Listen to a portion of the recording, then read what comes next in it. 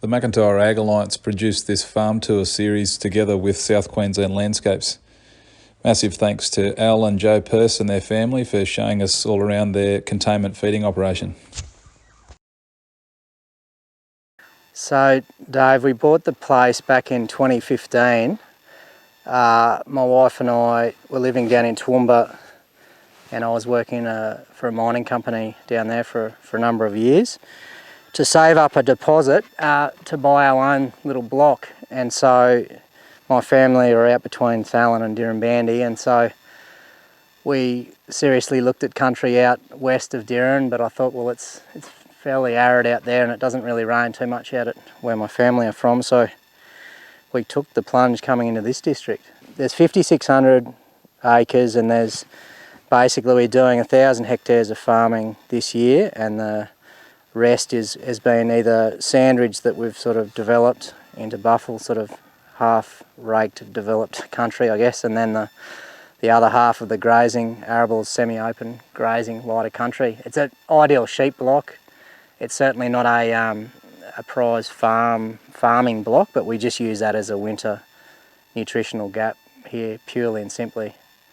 Our main sheep operation here is we're buying in cull merino, large frame merino ewes from our western country, and we're joining them with a white Suffolk, and we're trying to produce a heavy store lamb as quick as we can and get them off off their mother very quickly in order for the ewe to recover and to join again. So we're basically working on a 6-week join.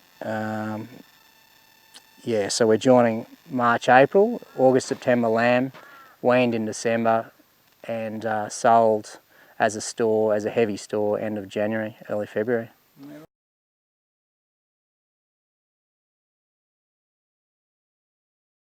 Oh, so it was more of a, during the drought we were experiencing very little pasture growth, obviously due to the lack of rain.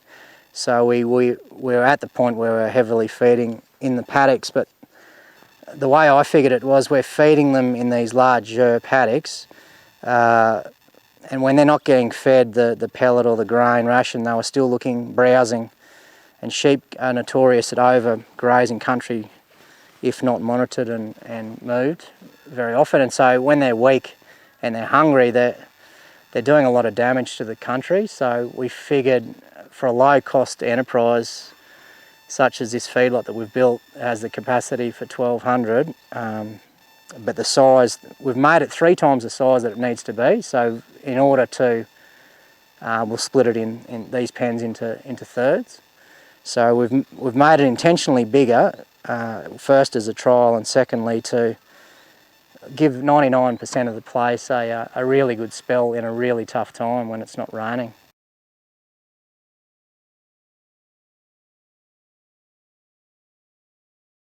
The containment, you've got a huge ability to be able to control nutrition in any different circumstance. And I think it's a very interesting subject whereby we can dramatically increase our carrying capacity by containing feeding. We can dramatically increase our growth rates, obviously by controlled feeding. But more so in the fact, Dave, I think people are becoming more awares of how hard your country can be knocked from overgrazing, and also with this as well, not only with the nutritional input, but you're providing them clean water.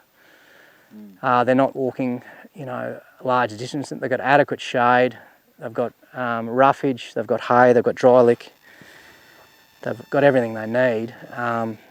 And the proximity to the house is far enough away where my wife doesn't get upset. So with the dust and but all jokes aside, I think it's something that for a low cost, to cost probably 25 to 30 by the time it was all done, I think it was an absolute no-brainer. And whether we will continue to use it in some way, shape or form, and we're even keen to look at joining potentially in a containment situation. Finishing cull ewes, getting them up to weight, or taking your store lambs through from store weight to 35 36 kilo store up to 50 kilo.